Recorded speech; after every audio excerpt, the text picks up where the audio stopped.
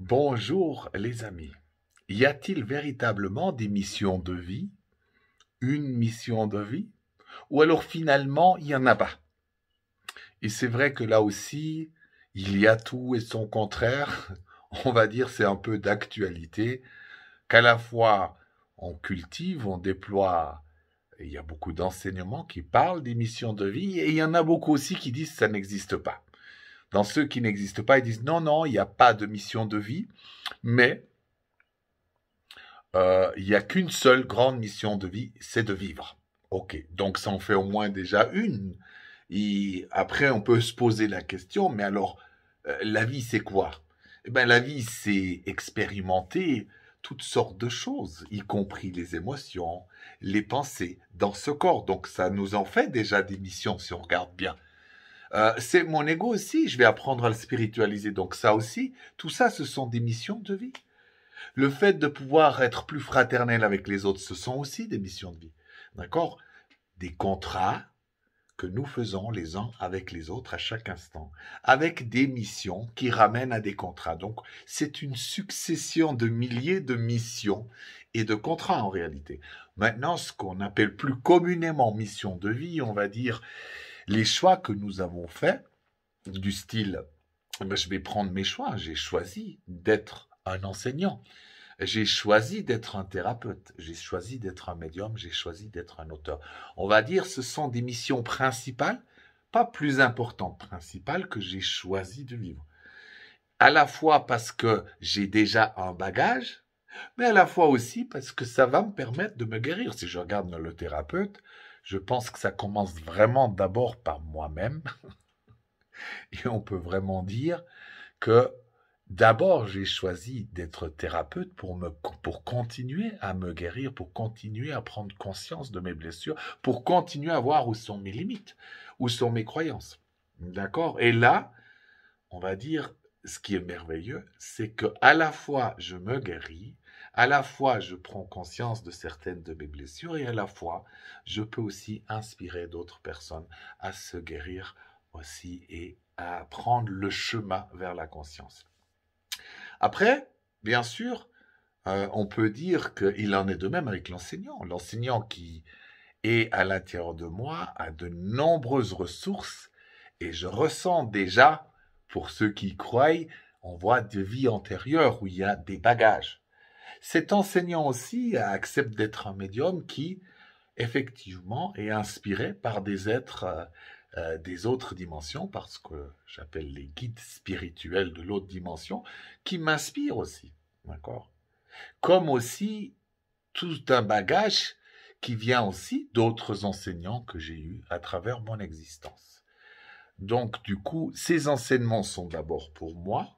Je me remets aussi en question parce qu'il y a pas mal de choses depuis l'âge de 17-18 ans que j'ai remis en question, où j'ai changé, on va dire, beaucoup même dans la vision du monde, dans les choses qui nous entourent. Voilà, donc c'était un peu pour vous donner une idée de ces missions de vie. Bien sûr, maintenant, le but n'est pas de s'arrêter à faire toujours la même chose, c'est que je puisse me déployer en tant qu'enseignant, amener de plus en plus de choses nouvelles. Et encore une fois, à travers, par exemple, ces vidéos, je vois bien que de nouvelles choses arrivent, où je peux revisiter les choses que je sais pour remettre, comment dire, des nouvelles choses à l'honneur. Voilà, et puis de les apporter de plus en plus abouties. Donc, on est dans quelque chose de vivant. Alors, je pense qu'il n'y a pas à renier ces missions de vie. Peut-être ce qui est difficile et que je trouve qui a été souvent assez destructeur, c'est comme si on avait une seule mission de vie et que à l'intérieur de nous, on se fait croire, ah bah, si je la trouve pas, si je suis pas dedans, je suis foutu. D'accord? Il y a mille et une manières de, si j'arrivais pas à être cet enseignant qui est là devant vous, si j'arrivais pas non plus à être le thérapeute, la vie est géniale. Mon âme va se dire, ok, mais dans l'artiste, dans sa vie de couple, il va pouvoir se déployer mieux. Donc du coup, je vais mettre en avant d'autres choses si je j'ai plus la capacité d'aller vers cet essentiel pour un autre essentiel. Et néanmoins, si je sais gérer mes émotions, si je sais être joyeux dans ma vie pour plein de petites choses, j'arriverai quand même à avoir une vie heureuse. Et c'est ce qui est génial, c'est que on n'est jamais dans quelque chose il y a ou il y a pas. Ça, c'est la vision de l'ego. c'est qu'il vous fait croire que si vous n'êtes pas pile poil dans cette mission de vie-là, vous allez être malheureux. D'accord? Il y a mille et une possibilités de trouver plein de bonheur dans la vie. Et en plus, soyons honnêtes, sur la Terre, le bonheur n'est pas quelque chose de constant. On va passer par de la colère, des frustrations, par des moments difficiles, de peur, de froid. C'est normal, ça fait partie intégrante d'une vie heureuse. Prenez le cas des enfants. Les enfants pleurent, les enfants peuvent être frustrés, les enfants peuvent être jaloux, les enfants peuvent être en colère. Mais ça ne les empêche pas, quand ils ont 2, 3 ans, de toujours trouver la connexion, d'être inspirés à jouer, à faire des nouvelles aventures. Et c'est ça que je trouve génial. On ne s'inspire pas assez parce qu'ils sont aussi nos maîtres dans ce qui est vivant. C'est plus tard que justement on laisse le côté vivant pour le côté conditionné, rassurant, confortable, celui que la société nous invite à suivre. Alors pour ces missions de vie, pour aller plus dans le détail, je vais vous montrer certains contrats qui sont spécifiques, qui donnent lieu à des missions. D'accord? Et c'est vraiment intéressant de voir. On va voir le côté multiple et multidimensionnel vraiment des missions de vie et de ces contrats. Si je prends par exemple, je vous donne un truc que j'ai vécu et qui m'a fallu un peu de temps pour vraiment comprendre tout. Enfin tout. Une grande partie, voilà. On comprend jamais tout parce qu'il y a toujours plus. Mais en tout cas, le dimanche, systématiquement, quand j'allais au kiosque, je cherchais mon journal à une époque de ma vie, et systématiquement, j'avais quelqu'un qui me chourait la place devant moi.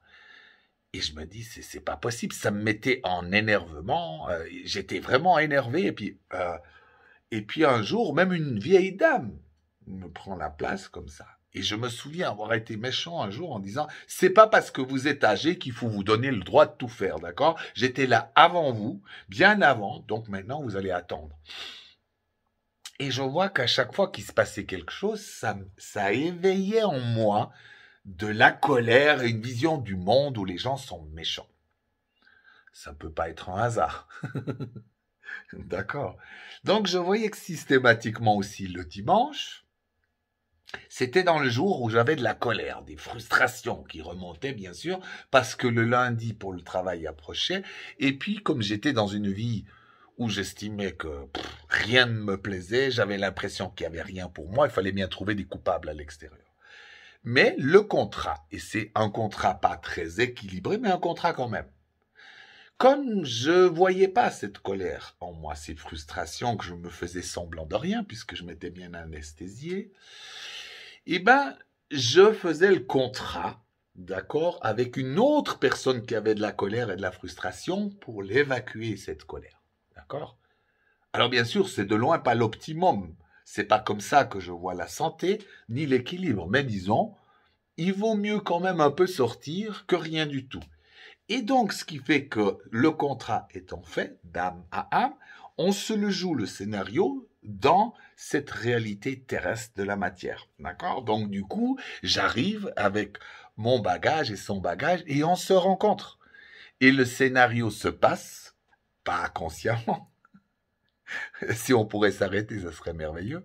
Mais c'était pas le cas. Et puis cette vieille dame dit, mon Dieu, que vous êtes antipathique d'avoir osé dire ça, j'ai pas fait exprès, et je vois que je continue en plus, mais c'est ça, comme d'habitude, je crois que j'étais là vraiment visible plus que visible, bref. Et en sortant, bien sûr, je commençais vraiment à comprendre ce qui se passait, donc peu à peu, eh ben déjà dans la frustration, eh ben j'ai osé plutôt faire l'exercice dans la voiture, chez moi à la maison, je tapais sur un coussin, je faisais quelque chose pour aller dans ma frustration et plus loin encore dans ma vie, eh ben j'ai dit il est temps que je change. Il est temps que je change une semaine qui n'a aucun sens puisque c'est quelque chose que je détestais faire, que j'avais comme métier à l'époque. Voilà, et comme ça les dimanches sont devenus des dimanches d'un bon repos ou de plaisir, puisque la semaine était de toute façon plaisir aussi. D'accord? Ça, c'est pour la petite anecdote, mais qui était vraiment nécessaire de voir pour les missions de vie. Donc, on peut dire qu'on a des missions spécifiques, des missions principales, on a des missions collectives aussi. Euh, Moi, j'appelais ça des missions parfois même collectives avec des collectifs. Je m'explique, dans collectif, ça peut être familial. Dans notre famille, par exemple, on a peut-être besoin, tous, on est venus ensemble pour apprendre à être plus positif, à voir la vie avec de la positivité, non pas souvent comme d'habitude dans notre famille, de voir que ce qui va pas. D'accord? Donc du coup, même si dans mes gènes, comme dans celles de ma mère ou de mon père, souvent on a une tendance d'avoir plutôt de voir ce qui va pas dans notre vie ou dans le monde. D'accord? Mais le potentiel, c'est que je m'en rende compte, mission, et que je l'apprenne, d'accord? Et en somme, ça va faire aussi que peut-être mes parents, à ce moment-là, deviennent aussi plus positifs ou vice-versa. Ce sont des missions spécifiques, on va dire, à un collectif. Alors ça peut être dans une famille, dans un pays aussi, où on a des missions spécifiques. Euh, Par exemple, dans la Suisse, on voit bien, c'est un pays qui est plutôt euh, confortable, propre, les gens vivent bien, on est quand même dans un confort que peu de gens sur Terre ont, donc on est privilégié. Mais en même temps, eh ben, ça a d'autres, c'est qu'on a envie, on peut plus sortir de ce confort parce qu'on a notre petit train-train, notre sécurité. D'ailleurs, la preuve, hein, on a plein d'assurances. On veut être sécurisé de partout. Donc, l'apprentissage est de faire l'inverse. C'est que malgré tout ça, si je suis pas heureux, je peux changer de métier, même si je gagne moins. Je peux aussi me permettre de pas forcément vivre dans une insécurité totale à m'assurer pour tout et pour rien. D'accord? Potentiellement, on a ça. Et il y a d'autres contrats aussi. C'est que peut-être, comme j'ai une insécurité parce que je fais quelque chose où les gens peuvent me critiquer, hein, d'accord, dans mon village, les gens se disent, mais mon Dieu, mais qu'est-ce qu'il est devenu? Il est devenu fou, qu'est-ce qui se passe? Il y a des gens qui peuvent ça. Donc, c'est aussi pour équilibrer un peu dans ce qui est l'aventure et parfois le confort dont on a besoin. Mais, comme je vous dis, c'est des nombreux contrats. Hein. Et c'est pas un contrat qui est fait une fois à notre naissance. À l'heure où je vous parle, des milliers de contrats se font. Alors bien sûr, le mot contrat peut-être vous dérange, mais c'est pas grave. Moi, je le voyais plus dans le côté, ce sont des intentions de créateur, ok? Je te regarde, par exemple, je vous regarde en disant, au moment où je fais ça, vous pensez peut-être, vous dites, tiens, mais qu'est-ce qu'il parle? Vous avez fait un contrat avec moi. Dès le moment où vous m'écoutez, vous avez fait le contrat avec moi, dire, ok, apprends-moi quelque chose, inspire-moi, viens me chercher dans mon monde pour que je puisse moi aussi acquérir certaines choses ou réveiller en moi des choses très similaires. Donc du coup, on a déjà fait un contrat, sinon ça pourrait pas se passer. Sinon, vous seriez pas là en train de m'écouter, puis moi pas là en train d'enseigner. Alors bien sûr, ça vous paraîtra fou, mais moi je trouve ça magique. Ça veut dire que c'est un peu comme dans le cerveau. Vous savez, quand on voit ces impulsions électriques dans tout le cerveau, des milliards et des milliards, et bien dans tout l'univers, ça n'arrête pas à un niveau subtil toutes ces connexions-là. Donc, bien sûr, le mot contrat est peut-être gênant, mais j'aime bien. J'aime bien travailler avec les choses qui sont gênantes pour casser un peu ces tabous. Contrat qui amènera vers des missions. Ok, si je fais un contrat, avec, par exemple, la personne qui est en train de m'écouter, à un moment donné, je vais m'activer à vraiment faire cette vidéo en concret, en vrai, en osant traverser mes émotions, mes résistances.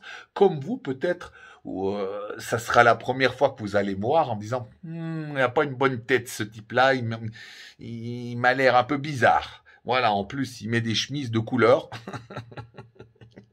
donc je viendrai pas le voir. D'accord? Donc, après, dans les contrats qu'on va faire, le but, c'est quand même de pouvoir se rencontrer. D'accord? Et c'est là où tout est merveilleux parce que on est tout le temps des apprentis, des apprenants de la vie. Puis à la fois, on donne aussi en même temps des choses. On s'inspire mutuellement et puis, eh ben, on devient de plus en plus conscient et on ose à nouveau se redresser. Alors bien sûr, chaque partie de nous, on peut dire, elle aussi, a des missions. D'accord? Ce qu'on appelle l'enfant intérieur ou le parent intérieur, le maître intérieur. Tout ça, ce sont des parties de nous qui auront des missions et des contrats, chacun spécifique à nous-mêmes. C'est pas le même pour tout le monde. Il y a une généralité, c'est que mon enfant a envie de se déployer à être un enfant. D'accord?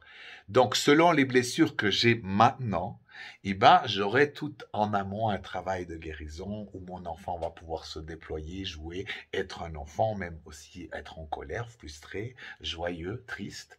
Il osera tout vivre. Il va, en somme, être un enfant jusqu'à la fin de son existence. Et le but, c'est qu'il puisse se déployer. Voilà sa mission. Et bien, dans mon élève aussi, dans mon élève, pardon, des fois, mes idées dans ma tête vont tellement vite que du coup, je bafouille un peu. Et ben, alors, admettons, en tant qu'élève de la vie, apprenti de la vie, j'ai besoin d'expérimenter, de recevoir, d'avoir le bonheur. Là aussi, on se dit toujours, je vois que des fois, on est soit dans l'un, dans l'autre. Ah oui, mais personne n'est notre enseignant, personne n'est notre élève. Mais c'est pas vrai, puisque la vie est tout le temps comme ça.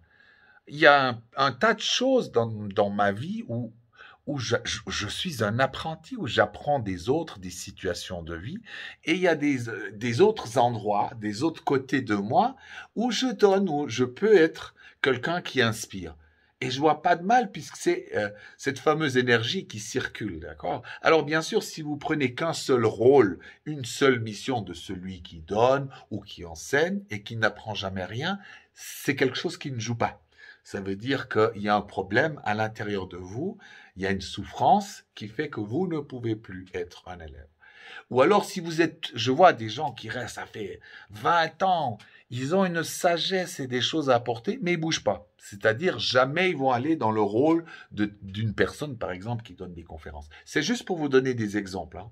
Et bien là, on voit aussi qu'il y a la maladie. Donc, en somme, il y a une mission qui est là, qui nous donne la possibilité de vivre cette partie-là de nous, mais d'une manière ou d'une autre, certaines blessures, certaines peurs vont faire qu'on n'y va pas. Et là, il y aura l'occasion d'aller chercher à l'intérieur de soi pour pouvoir se déployer. Donc vous voyez que même si on est dans l'esprit de dire tiens, il n'y a pas de mission, mais juste à vivre, mais vivre c'est déjà une grande mission. Et vivre, ça comporte tout ce que je viens de vous dire là. Voilà, déployer son enfant, son artiste à l'intérieur, ce sont bel et bien vivre, mais vivre, ce sont des contrats et des missions. Voilà, les deux. Alors bien sûr, on peut le voir de toutes les manières qu'on veut, mais l'essentiel, c'est d'aller dans la pratique. L'essentiel, c'est de se dire, ok, je peux être un enfant, je peux être un aventurier, ok, je peux être un amant, je peux être un enseignant, je peux être un élève, je peux être un guérisseur. Vous voyez, tout est possible et le but, c'est de pouvoir se déployer effectivement, à expérimenter la vie. Et si possible, avec légèreté, de plus en plus de légèreté. Alors bien sûr, c'est juste un petit peu quelques informations pour les missions de vie, mais comme ça, vous pouvez les voir d'une manière plus multiple et pas une chose contre une autre, mais plutôt un ensemble de choses, un ensemble de contrats de mission que vous aurez. Et avec le temps, on peut vraiment avoir plus conscience de ces choses-là. Précisément parce que à l'intérieur de nous, on voit bien qu'on peut faire un contrat d'un moment à un autre. Je sors dans la rue, je me dis, tiens, il y a une personne qui passe, ça fait la 10e fois que je la vois, j'ose pas l'approcher, mais j'aimerais lui poser une question. Donc un contrat est en train de se faire. Et d'ailleurs, des fois, je ne sais même pas pourquoi encore je voulais poser une question à cette personne. Il y a peut-être quelque chose de caché, de pas conscient, mais en tout cas, on peut même imaginer un scénario encore plus fou. Tiens, cette personne me fait penser à quelqu'un que je connais. J'aimerais quand même lui poser la question si elle n'est pas de la même famille, mais qu'en réalité, peut-être c'était une rencontre amoureuse qui allait se faire. Vous voyez ce genre de choses. Mais quand j'arrive pas à le faire, il n'y aura pas une punition, il n'y aura pas non plus forcément de la tristesse. Mais je vais devoir travailler le fait d'oser. Et les contrats se font, se défont. À un moment donné, je me trouve dans le train, dans la ville d'à côté, à Lausanne, et là, encore une fois, je rencontre la personne et je me dis, cette fois, j'y vais, parce qu'il y a quelque chose, hein. Justement, on va dire, j'ai co-créé avec cette personne la rencontre, et comme j'avais des résistances, je reviens. Hein, sûrement des choses que vous avez pu vivre, vous vous dites, cette fois quand même, si j'y vais pas, il y a quelque chose qui joue pas en moi. Et vous osez dépasser les peurs. Et c'est ça. Donc, vous voyez bien, on ne peut pas être un créateur et un co-créateur sans contrat, sans mission. Ça va avec. Ça va avec. Comme je dirais un mot, vous verrez, ça va vous faire chavirer.